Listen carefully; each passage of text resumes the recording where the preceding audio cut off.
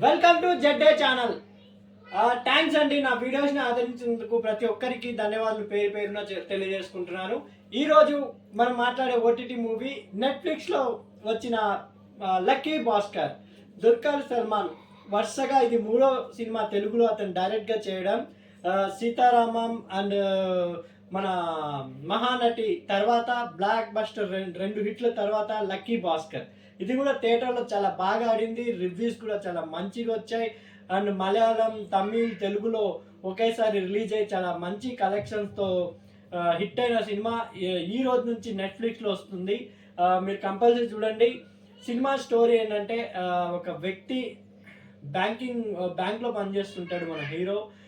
తన మధ్యతరగతి కుటుంబంలో చాలా పేదరికం స్థాయిలో ఉంటాడు. తన తండ్రిని, చెల్లిని, అన్నని, కట్టుకున్న భార్యని అండ్ పిల్లోలని మొత్తం తనే చూసుకుంటా ఉంటాడు. కానీ తన శాలరీ సరిపోదు. కానీ ఏం చేస్తాడు మన హీరో?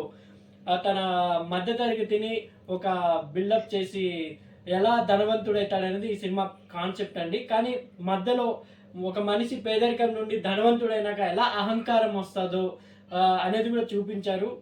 డబ్బు వచ్చినాక ప్రతి ఒక్కరికి అహంకారం అనేది పెరుగుతుంది. దాంట్లో హీరో ముందే గ్రహించి మొత్తం తను ఎంచుకున్న తప్పు మార్గాన్ని ఎలా వదిలించుకుంటూ ఎవరిని ఇరికిచ్చాడు. సినిమా చాలా ఇంట్రెస్ట్గా ఉంటుంది.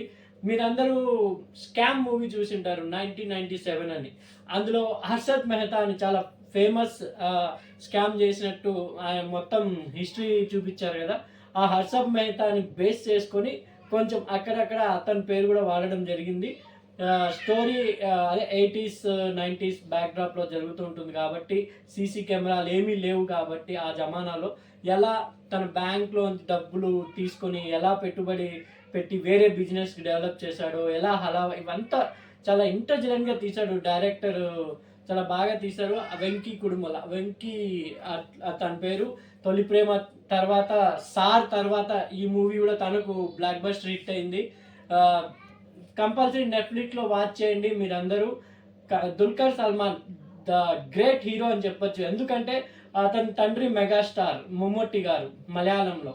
తను అనుకుంటే తను కూడా కమర్షియల్ సినిమాలు చేయగలడు. కానీ తను ఎంచుకున్న తెలుగులోనే చూడండి, తను ఎంచుకున్న 3 సినిమాలు డిఫరెంట్. ఒకటి సీతారామం, అది ఎంత క్లాస్గా ఇప్పటికీ మనం చూస్తే ఎంత క్లాస్గా ఉంటుంది.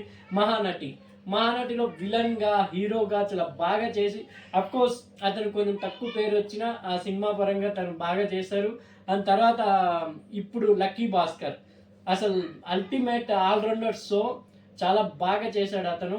ఎందుకంటే మన తెలుగు హీరోలు కూడా కమర్షియల్ సినిమాలు ఇలా కాన్సెప్ట్ సినిమాలు చేస్తే బాగుంటుందని నా అభిప్రాయం. ఎందుకంటే తను ఒక టాప్ హీరో కొడుకు అయ్యి కూడా చాలా మంచి కాన్సెప్ట్ ఎంచుకుంటూ పోతున్నాడు. అది కూడా మలయాళంలో కూడా ఒక టాప్ హీరో ఉండి తెలుగులో డైరెక్ట్ మూవీస్ చేస్తూ తెలుగు డైరెక్ట్ని ఎంకరేజ్ చేస్తున్నారు కాబట్టి మనం కూడా నెట్ఫ్లిక్స్లో లక్కీ భాస్కర్ చూస్తాం. Thank you.